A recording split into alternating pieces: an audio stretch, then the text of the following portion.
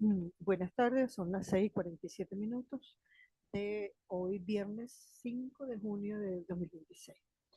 Es la hora y la fecha prevista para realizar nuestro tercer encuentro, pues nuestra tercera clase en vivo.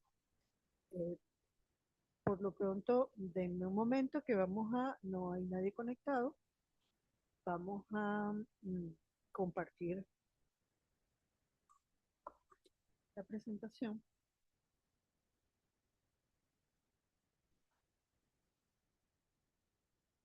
Ok, comencemos entonces eh, con el aula. En este momento no hay nadie, como decíamos, conectado, por lo cual tiempo previsto para hacer preguntas y respuestas, dudas, para que ustedes planteen sus dudas, pues nada, está fuera de momento oportuno. Entonces vamos a comenzar con el contenido que tenemos previsto para el día de hoy. Recordemos que para esta tercera actividad sumativa vamos a evaluar lo que corresponde a la cinemática de los fluidos. Aquí tenemos la página del aula, espero que se esté oyendo bien y se esté eh, viendo también la página. Estamos en la página del aula, de nuestra aula, de la plataforma de la cinemática de los fluidos. Entonces recuerden que aquí tenemos el concepto, la introducción a la cinemática. Aquí tenemos lo que corresponde, perdón, a las áreas planas sumergidas, la teoría, el contenido. ¿Okay? Les recomiendo, como siempre, que lo revisen y cualquier duda la planteen. Luego tenemos cuando hay paredes rectangulares, como los muros de contención, en muros de contención, cómo actúan los fluidos. Aquí tenemos una explicación sobre las fuerzas debidas a fluidos estáticos.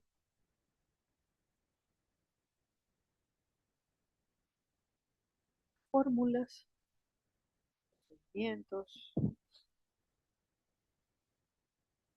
Luego tenemos un ejercicio, el flujo es gasolina, el fluido es gasolina.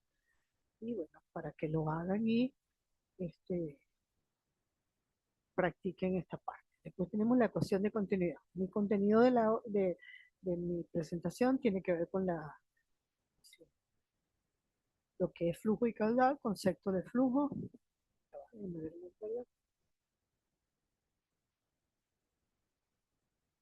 Ok, continuamos.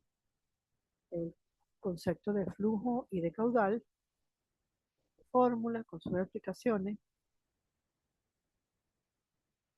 la ecuación de la continuidad.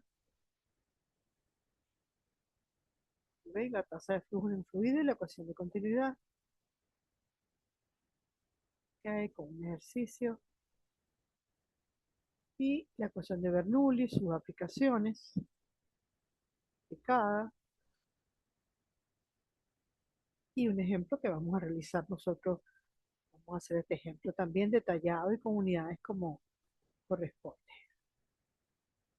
Después tenemos el contenido sobre lo que las definiciones de presión manométrica y absoluta. Aquí tenemos, ¿ves? La presión absoluta de la presión atmosférica o la presión manométrica.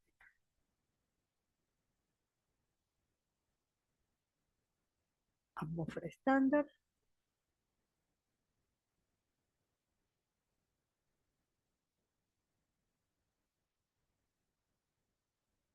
Manómetro de Bourdon. El transductor de presión. Lo que es la columna piezométrica. El manómetro simple. Como ven, tenemos contenido en el aula interesante. Los manómetros diferenciales.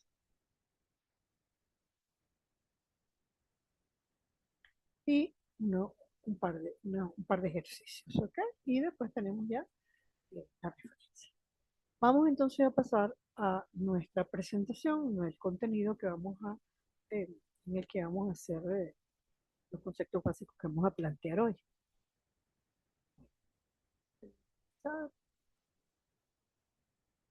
Que se esté oyendo perfectamente, no veo si el audio, espero que estés oyéndose. Bueno, cualquier cosa vemos después. Vamos a comenzar entonces hoy con lo que es la unidad número 3 de nuestra unidad curricular que corresponde dentro de mecánica de los fluidos a lo que es la cinemática de los fluidos. La cinemática corresponde al movimiento. Un fluido, la naturaleza del movimiento es muy compleja. Al movimiento de un fluido se le va a llamar flujo.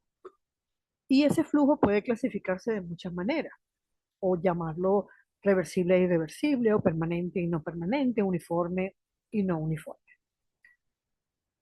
Ejemplo de ello es lo que llamamos el flujo turbulento, que es el más frecuente y el que más se usa en las aplicaciones prácticas de ingeniería. Un río caudaloso, perdón, es un fluido turbulento. Entonces, un fluido turbulento o en un fluido turbulento, las partículas del fluido, si nosotros nos ponemos a analizar partícula por partícula dentro de todo el fluido, ellas se van a mover siguiendo trayectorias irregulares, es decir, no va a ser una línea recta, sino una trayectoria muy irregular. Eso hace que se origine un intercambio de cantidad de movimiento de una porción a otra del fluido, de una parte a otra del fluido. Después tenemos lo que llamamos el flujo laminar, que es aquel en el que las partículas del fluido se van a mover a lo largo de trayectorias lisas, o es decir, como si se movieran en capas o láminas, y van deslizándose como una sobre la otra. Tenemos también lo que es el fluido ideal, que es aquel que carece de rozamiento y es incompresible, pero tenemos que tener cuidado de no confundirlo con lo que es el gas perfecto. Y un fluido sin rozamiento es el que supone que tiene viscosidad nula. Claro, al no haber, según lo que nosotros ya estudiamos, que era la propiedad de la viscosidad, que la viscosidad es aquella que se opone al movimiento, digamos, entonces si no hay movimiento, pues no podemos tener viscosidad, la viscosidad va a ser nula y los procesos de flujo son reversibles. Luego tenemos algo que es muy importante. Un fluido siempre va a estar sometido a los principios fundamentales conocidos por todos nosotros. Es decir, eh, independientemente de la naturaleza del flujo, los principios fundamentales siempre se deben cumplir. Es decir, ¿cuáles principios son los principios fundamentales? Pues los principios de Newton del movimiento siempre se deben cumplir para cualquier partícula y en cualquier momento. La ecuación de la continuidad, la ley de la conservación de la masa y el primero y segundo principio de la termodinámica, perdón. Luego tenemos que las condiciones del contorno es importante. Un fluido real tiene velocidad cero respecto a un contorno dentro de un contorno. Y los fluidos ideales no pueden penetrar un contorno. Un fluido ideal es incompresible. Lo que llamamos un fluido ideal es incompresible. Es decir, su densidad no puede cambiar y no tiene fricción interna. Es decir, su densidad no puede cambiar y no hay movimiento, no hay viscosidad. Los líquidos son aproximadamente incompresibles en casi todas las situaciones. Y también podemos tratar a un gas como incompresible si las diferencias de presión de una región a otra son muy grandes. La fricción interna en un fluido causa esfuerzos de corte. Cuando dos capas adyacentes de un fluido, lo que llamamos, por ejemplo, lo que decíamos de las capas o láminas, cuando dos capas adyacentes de un fluido se mueven una en relación con la otra, como cuando un fluido fluye dentro de un tubo o alrededor de un obstáculo. A veces se pueden despreciar esas fuerzas de corte en comparación, si las comparamos con las fuerzas debidas a la gravedad y a las diferencias de presión. Okay. Vamos a ver a qué llamamos línea de flujo. Eh, cuando vamos a suponer que analizamos el comportamiento de una partícula dentro de un fluido en movimiento, ¿verdad? Esa partícula se va a mover a través de un punto a otro, ¿verdad? Cuando la trayectoria de esa partícula en un fluido se analiza, podemos llamar a esa trayectoria el camino que esa partícula, eh, ¿cómo se dice? Recorre dentro de ese fluido en movimiento, lo vamos a llamar línea de flujo. Entonces, en función de las líneas de flujo, nosotros decimos que un flujo es estable si el patrón global del flujo no cambia con el tiempo. ¿Eso qué quiere decir? Que todas las partículas se van a ir moviendo siempre según la misma línea de flujo. Si una partícula, vamos a dibujar aquí, si yo tengo una partícula que se mueve así, la partícula que viene detrás de ella se va a mover en esa dirección. Si la partícula se mueve así, las partículas que van detrás de ella y pasan por este punto se van a seguir moviendo en esa dirección. Entonces, si el patrón global, es decir, el movimiento de las partículas, la línea de flujo de ese flujo, valga la redundancia, se mantienen igual, no cambian con el tiempo, estamos hablando o estamos en presencia de lo que llamamos un flujo estable. Entonces, ¿qué quiere decir eso? Que en un flujo estable, cada elemento que pasa por un punto dado va a seguir siempre la misma línea de flujo. Lo que les decía, si viene así o si viene así o lo que sea, pero todos los que pasan por ese punto van a seguir esa misma línea de flujo.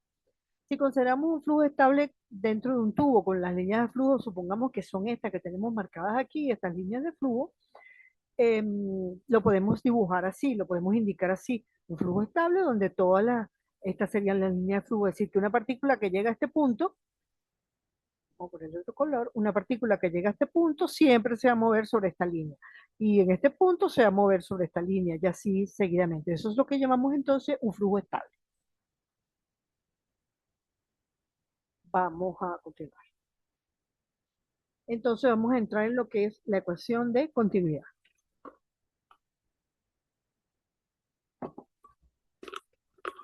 A ver, ¿qué nos dice la ecuación de continuidad? Tenemos que la masa de un fluido en movimiento no cambia al fluir. Eso es lo que nos lleva a la llamada ecuación de continuidad. Fíjense, aquí tenemos un tubo. Supongamos que aquí tenemos un tubo que tiene una sección A en esta parte del tubo y aquí tenemos una sección A1, pues, y aquí tenemos una sección A2 en esta parte de este tubo. Entonces, si los valores de rapidez del fluido, el fluido pasa por esta sección A1 con una velocidad, una rapidez de V sub 1 y por la sección A2 pasa con una rapidez V sub 2 y tomamos en cuenta, calculamos un periodo de tiempo diferencial de T. En ese diferencial de T, el fluido, las partículas que estaban aquí se van a trasladar hasta aquí, ¿ok? En este diferencial de T. Entonces nosotros, si a su 1 lo consideramos el área, pues, el área de este círculo, entonces el ancho va a ser la distancia que se trasladó, y distancia es velocidad por tiempo. Luego, este cilindro que se produce aquí cuando el fluido se desplaza en un tiempo específico sería igual, tendría un área A sub 1 y una distancia B sub 1 por diferencial de P, ¿ok? Entonces, el volumen de este cilindro que nos representa al movimiento que tuvo ahí sería el diferencial del volumen 1 sería igual a su 1 por B sub 1 por B sub T. Ok. Y en la sección 2 que tenemos acá, pues vamos a tener lo mismo. Tenemos un área A sub 2, tenemos que en este diferencial de tiempo se va a desplazar con una rapidez, digamos, ¿no?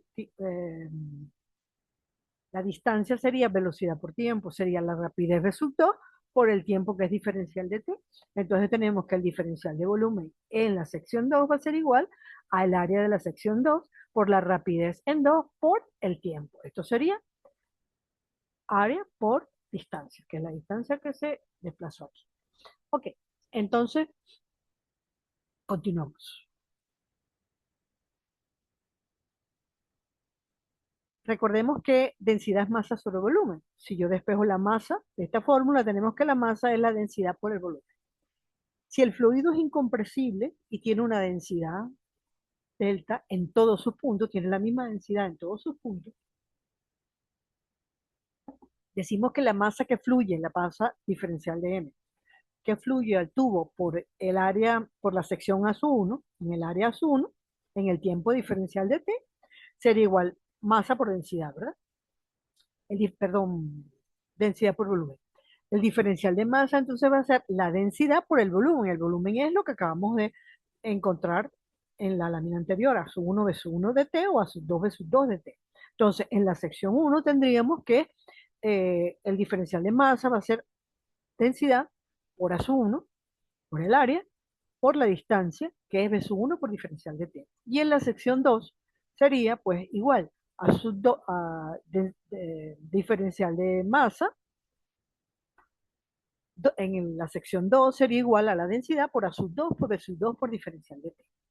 Ok, ahora que sabemos, dijimos que en un flujo estable la masa total en el tubo se mantiene constante, es decir, pues vamos a tener la misma masa pasando por aquí que la misma masa pasando por aquí. Luego yo puedo igualar el diferencial de masa 1 con el diferencial de masa 2. Cuando yo igualo esos diferenciales de masa, me queda densidad por A sub 1 por B sub 1 por diferencial de T es igual a densidad, porque estamos hablando de que tenemos la misma densidad, por A sub 2 por B sub 2 por diferencial de T. Como estamos hablando de un mismo diferencial de tiempo, se pueden simplificar. Y estamos hablando de un fluido que tiene la misma densidad en todos sus puntos, entonces el diferencial de masa puede simplificarse y obtenemos la fórmula A sub 1 por B sub 1 es igual a sub 2 por B sub 2. Esto es lo que llamamos la ecuación de la continuidad para un fluido incompresible. ¿Ok? Como pueden ver, es una ecuación sumamente sencilla. El área por la velocidad en la sección 1 es igual al área por la velocidad en la sección 2. Entonces, esta es la ecuación de la continuidad para un fluido compresible. Supongamos que queremos generalizarlo para un fluido no incompresible. Entonces, si es no incompresible, porque la densidad es diferente, agregamos, no simplificamos la densidad, sino que tenemos la densidad 1 por A sub 1 B sub 1 va a ser igual a la densidad 2 por A sub 2 B sub 2. Y así obtenemos la ecuación de la continuidad para un fluido no incompresible. Como ven, tampoco es una fórmula ni un concepto complicado, ¿ok? Es relativamente sencillo. Entonces, si entendemos lo que es cada una de las cosas y las trabajamos cada una de ellas con sus unidades correspondientes, no deberíamos de tener problema, valga la redundancia, para resolver cualquier problema o cualquier ejercicio. Continuemos.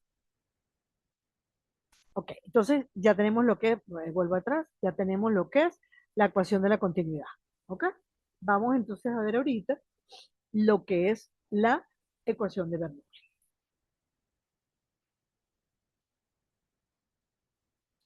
Vamos a partir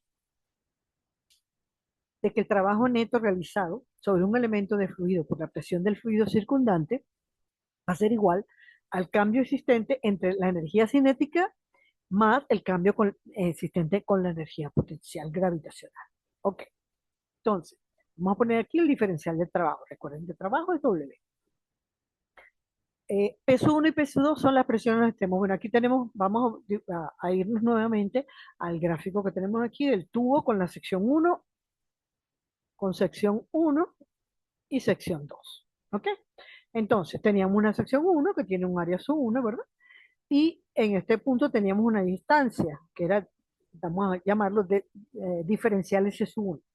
Y aquí sería un diferencial S sub 2, en este caso, que sería la distancia que esto se desplaza. Distancia, velocidad por tiempo. Entonces, recuerden que viene de lo que hicimos anteriormente. Si nosotros tenemos que en los extremos vamos a tener una presión P sub 1 y en el otro tenemos una presión P sub 2, aquí la ponemos en negativa porque se opone al movimiento, pues, o se opone al desplazamiento del fluido. Entonces nosotros podemos decir que el volumen en los extremos, el volumen aquí, vamos a verlo aquí, sería A sub 1 por DC sub 1. Esto es lo mismo que teníamos antes. A sub 1 por, vamos a verlo aquí. Ay, perdón. A sub 1 por la rapidez por el tiempo, ¿cierto? Era A sub 1 por rapidez por tiempo. Entonces sería, en este caso, rapidez por tiempo es distancia. Entonces A sub 1 por ds sub 1 en la sección 1 y A sub 2 por ds sub 2 en la sección 2. Entonces, la fuerza, esta es la presión, entonces la fuerza en cada una de las secciones transversales, la sección 1 va a ser P sub 1, que es la presión por el área, y en la sección 2 va a ser P sub 2 por la presión, es decir, fuerza es igual, presión es fuerza sobre área. Luego, fuerza es presión por área, ¿ok? ¿Recuerdan, no? Vamos a ver, presión es fuerza sobre área. Si yo voy a despejar la fuerza, sería fuerza igual presión por área. Entonces, por eso lo tenemos acá, P sub 1 por A sub 1, que sería la fuerza acá, y P sub 2 por A sub 2, que sería la fuerza en el otro extremo. Entonces, si le agregamos, bueno, entonces tenemos el diferencial del trabajo, sería P por A sub 1 por D sub 1, menos P sub 2 por A sub 2 D sub 2, porque decíamos que aquí se opone, ¿verdad? Entonces, esto sería como si tuviéramos P sub 1 menos P sub 2 por el diferencial de volumen, que es A sub 1 por D sub 1 y A sub 2 por D sub 2. Ok, si a esto le agregamos la energía cinética y potencial gravitacional, vamos a llegar a lo que llamamos la ecuación de Bernoulli. Entonces tenemos que P sub 1 menos P sub 2 va a ser igual. ¿Recuerdan la fórmula de la ecuación de la energía cinética, que era un medio de la densidad por la velocidad al cuadrado? Entonces, en este caso sería un medio de la densidad por la diferencia de los cuadrados de las velocidades, porque estamos trabajando en dos puntos distintos. Entonces, un medio de la densidad por eso 2 al cuadrado menos eso 1 al cuadrado, más la energía potencial, que era densidad por gravedad por altura, por H. Entonces tenemos densidad por gravedad por la diferencia de H sub 2, porque nosotros en este punto podemos tener, si a este punto lo llamamos 0, a este, bueno, este no me quedó muy bien, no me quedó muy en el centro. Si llamamos a este punto, pues se me volvió a quedar muy arriba ahora. Bueno, digamos, si calculamos la altura a la que está este, la llamamos como el eje de coordenadas 0, cuando llegamos a este, esta es la diferencia. Esta diferencia va a ser la diferencia de altura, sería h sub 2 menos h sub 1. Bueno, yo creo que ustedes entienden lo que yo estoy tratando de escribir. Para este y esto. Ok. Entonces, tenemos que llegamos entonces a la ecuación de Bernoulli. ¿Qué nos dice la ecuación de Bernoulli? La ecuación de Bernoulli nos dice que P sub 1 menos P sub 2 es igual a un medio de la densidad por la diferencia de los cuadrados de las velocidades más la densidad por la gravedad por la altura, o la diferencia de altura que hay entre los dos. Y eso, teóricamente, se expresa que el trabajo efectuado sobre una unidad de volumen de un fluido por un fluido circundante va a ser igual a la suma de los cambios en la energía cinética y potencial por unidad de volumen que ocurren durante el flujo. Ok, entonces tenemos acá la ecuación de Bernoulli con su definición. Entonces, ¿qué vemos acá? P sub 1 menos P sub 2 es la diferencia de presión asociada al cambio de la rapidez del fluido. Después, un medio de la densidad por B sub 2 al cuadrado menos B sub 1 al cuadrado más densidad por gravedad por altura es la diferencia de presión adicional causada por el peso del fluido y la diferencia de altura de los dos extremos. Otra forma de expresar la ecuación de Bernoulli es esta. Es la misma ecuación de Bernoulli expresada un poco diferente. Sería P sub 1 más densidad por gravedad. Esto es simplemente colocando de un lado de la igualdad todos los términos que tienen P sub de la sección 1, que serían este y este, ¿ok? Entonces sería P sub 1, ¿verdad? Densidad por gravedad por P sub por menos Y sub 1 está negativo de este lado de la ecuación, lo pasamos al primer lado y nos queda positivo. Y de la energía cinética, un medio de la densidad por D sub 1 al cuadrado también está negativo, lo pasamos al primer lado de la ecuación y nos queda positivo. Lo mismo con el otro lado, entonces este P sub 2 estaba negativo, pasa para acá positivo, un medio de la densidad por la velocidad al cuadrado queda aquí. Aquí aplicamos la distributiva en cada uno y hacemos esto que estoy diciendo. Y nos queda densidad por gravedad por A sub 2 más un medio de la densidad por la velocidad sub 2 al cuadrado. Entonces, cualquiera de las dos es la misma fórmula, la podemos usar en función, la escogemos o la utilizamos en función de los datos que tengamos y lo que andemos buscando encontrar al final. Vamos a hacer ahorita entonces el ejercicio que teníamos en el aula que les estaba comentando. En el aula el ejercicio no está realizado con unidades. Eso supongo yo que fue problema de digitalización. Pero como les he dicho siempre, en física, si yo pongo 15 y no pongo unidades, no estoy haciendo absolutamente nada. Por lo tanto, un ejercicio sin unidades, fórmulas sustituyendo solo números en física, no dicen nada. Entonces vamos a hacerlo con las unidades correctas. Nos dice que en la figura el fluido Howe descarga libremente a la atmósfera. Si a nosotros no nos dicen específicamente que el fluido es agua, no tenemos por qué asumirlo. Eso los comento porque a veces pasa eso, que asumen que es agua y ponen la densidad 1000 kilos por metro cúbico y resulta que en ningún lado del fluido me ha dicho que es agua y hay muchos fluidos más. Tenemos aceites, tenemos una cantidad de fluidos que no tienen por qué ser agua. Entonces solamente lo asumimos cuando nos lo dan. Si no nos lo dan y necesitamos hallar su densidad, buscamos qué datos más nos dan en el ejercicio para obtener la densidad de ese fluido con el que estemos trabajando. Ok, en la figura, esta figura que tenemos acá, el fluido es agua y descarga libremente a la atmósfera. Para un flujo másico de 15 kilos por segundo, determina la presión en el manómetro. Ok, aquí tenemos una tubería que cambia de altura, ¿verdad? Aquí tenemos que la sección en la primera parte de la tubería son 8 centímetros. Acá recuerden que uno de los primeros pasos para resolver cualquier ejercicio es apartar los datos o especificar los datos. Después, en el último tramo de la tubería, que es donde eh, descarga libremente a la atmósfera, tenemos que el diámetro de la salida es de 5 centímetros. Entonces tenemos que un diámetro de 5 centímetros. Luego, si consideramos que nos están dando aquí 12 metros de altura, eh, podemos decir que esta está en el nivel cero, ¿verdad? H1 es 0 y acá tenemos H2 serían 12 metros. Luego nos piden la presión en el manómetro, esa es la pregunta. Y nos dicen que descarga libremente en la atmósfera. Entonces la presión acá en la salida, en la sección 2, la presión 2, pues la presión atmosférica, que la podemos tomar como 1 por 10 a la 5 pascal. Ok, aquí estamos hablando de pascales. Vamos a recordar un poquito lo que son pascales. Recuerden la importancia de las unidades en física. Recuerden que estamos estudiando ingeniería. Ingeniería es precisa. En ingeniería tenemos que ser precisos.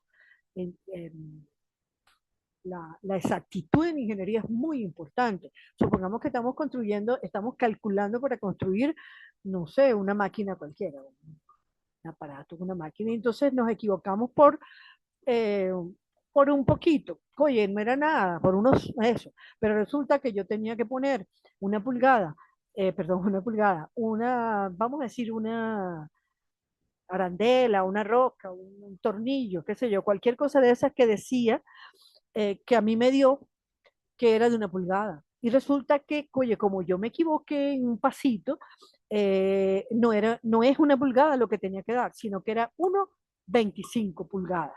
Entonces, imagínense si yo cuando voy a construir esa arandela le pongo 1 pulgada en vez de 1,25 pulgadas, que aunque sean milímetros, cuando yo la coloque en la máquina, no se va a ajustar correctamente y cuando yo la ponga a funcionar se vuelve un desastre la máquina. Entonces tenemos que estar conscientes de eso y que así como estoy hablando de una máquina en cualquier otra área de la ingeniería, en electricidad, en estructura, en cualquier otra área de la ingeniería, esos errores que podemos considerar milimétricos son muy importantes cuando los llevamos a la realidad, a la práctica, a lo que estamos haciendo. Ok, continúo entonces. Entonces recordemos lo que es un pascal.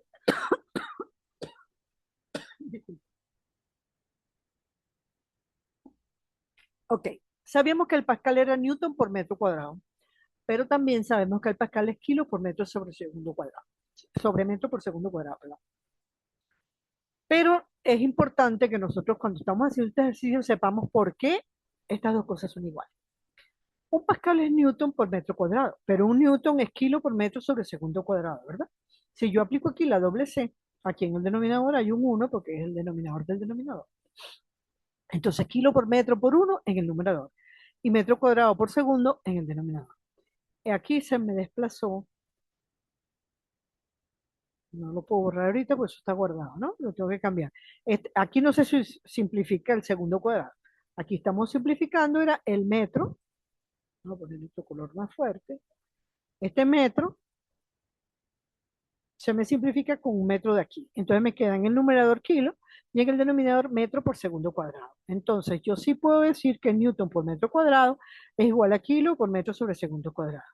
Y lo puedo sustituir y puedo, cuando estoy resolviendo mi ejercicio, hacer esto que hicimos aquí abajo para llegar a la conclusión de que la unidad es esta. Sí me hace falta.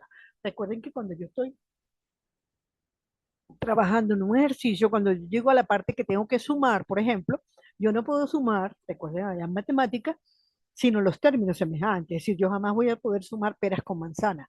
Entonces yo tengo que saber que todos son pascales, que todos son newton por metro cuadrado, o que todos son kilos sobre metro por segundo cuadrado. Todos los términos tienen las mismas unidades para yo poder sumar, porque si no, no los puedo sumar. Ok, continuamos con el ejercicio. Entonces, vamos, nos decían entonces, vuelvo a la página anterior, que tenía un flujo másico de 15 kilos por segundo. Entonces, si yo tengo ¿qué es un flujo másico? Si yo tengo un flujo másico de 15 kilos por segundo, vamos a ver qué es un flujo másico.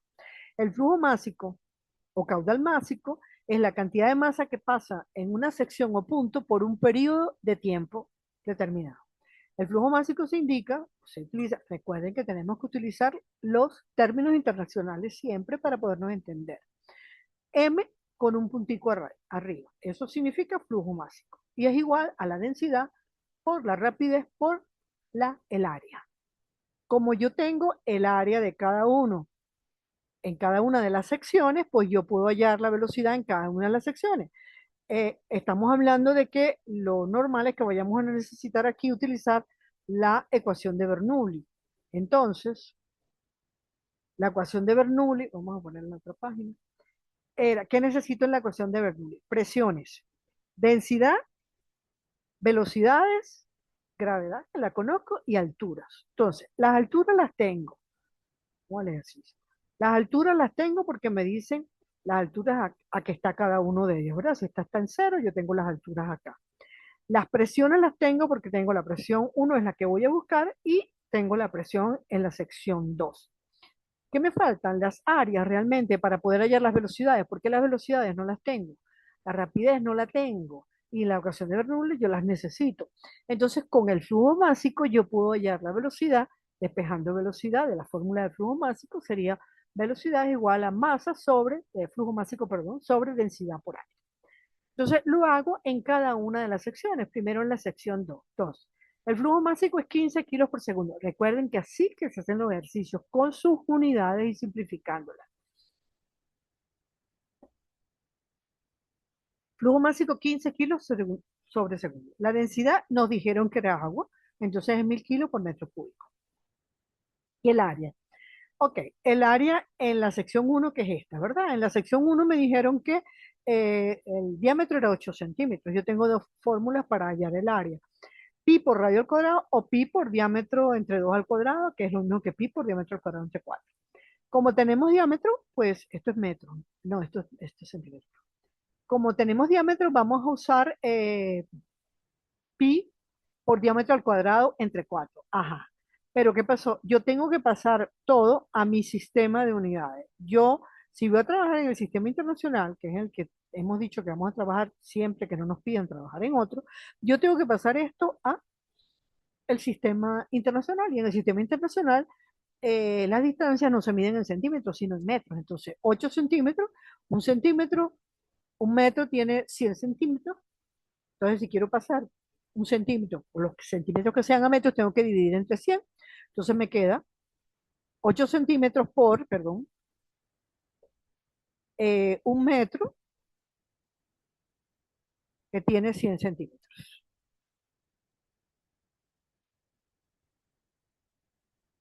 Centímetros se simplifica con centímetros. Y me queda 8 por 1 es 8, entre 10 es 0,8.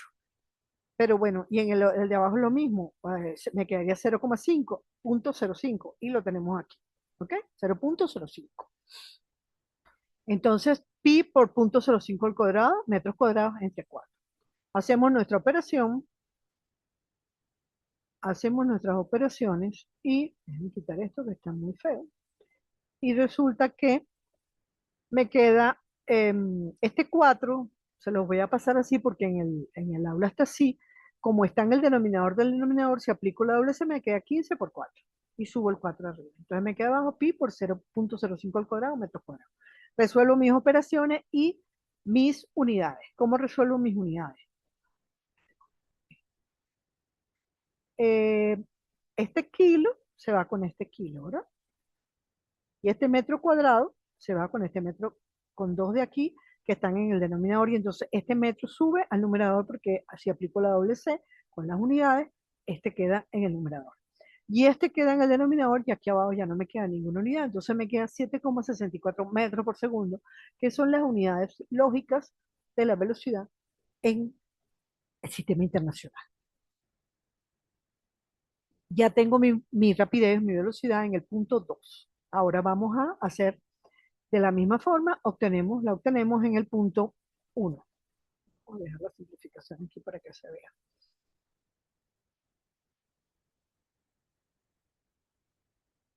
Entonces, lo mismo, 15 kilos sobre segundo por 1000 kilos por metro cúbico, por pi, por 0,08 al cuadrado, por 0,08 al cuadrado, por metro cuadrado, que se va con este metro, y me queda 2,98 metros por segundo. Al ya tener 2,98 metros por segundo, pues ya simplemente tengo todos mis valores, ya tengo las dos velocidades, fíjense, y tengo los datos que tenía originalmente. Entonces puedo sustituirlos en mi ecuación de Bernoulli. Aquí tengo la ecuación de Bernoulli y entonces despejo P1 y me queda porque la presión 2 la tenían, mandaron a hallar la presión 1, presión manométrica en el punto 1. Entonces, hallo P1, despejo P1, pasa P2 para allá y todo lo demás queda igual. Y empezamos a sustituir. Eh, P sub 2 era 10, es 1 por 10 a las 5 kilos por metro sobre segundo cuadrado. Sí, Newton por metro cuadrado, que es kilo por metro sobre segundo cuadrado, Newton por metro cuadrado. Lo ponemos así, entre paréntesis, le puse pascales, no lo tienen ustedes que poner. Es para recordarles que le estoy haciendo esto en pascales, porque las demás unidades no me van a dar directamente en pascales, entonces es preferible usarlo así. Entonces, más un medio, ¿verdad? Por la densidad, que era 1000 kilos por metro cúbico, por la diferencia de los cuadrados de las velocidades, 7,64 al cuadrado, metros cuadrados por segundo cuadrado, ya pasé, ya le ve todo al cuadrado, menos 2,98 metros sobre segundo cuadrado, todo elevado al cuadrado, más densidad, 1000 kilos por metro cúbico, por 9,8 metros, debería haber puesto 9,81, me disculpa, me faltó el digitalizarlo. Metro cuadrado por segundo cuadrado por la diferencia de altura, que sería 12 menos 6. Ok, venimos acá. Kilo por metro, aplicamos nuestra doble C, kilo por metro en el numerador y segundo cuadrado por metro cuadrado en el denominador. Aquí también se me desplazaron, cuando paso esto, se me desplaza. Este metro se simplifica con un cuadrado aquí, me va a quedar kilo por metro por segundo, sobre metro por segundo cuadrado. Entonces, bueno, ya me queda kilo sobre metro por segundo cuadrado. Paso a la siguiente. Un medio por 1000 es 500 kilos por metro cúbico. Elevé esto al cuadrado, elevé esto al cuadrado, y entonces resto y me da este valor. Las unidades ahora me quedan, este metro cuadrado se va con el cúbico y me queda kilo sobre metro por segundo cuadrado. Kilo sobre metro por segundo cuadrado, que es igual a esta unidad. Por lo tanto, ya las voy a poder sumar, que es lo que les decía antes, ¿ok? Entonces, por eso es que es importante manejar las unidades.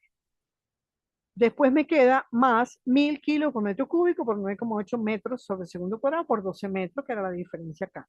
Entonces, nada, simplifico mis unidades.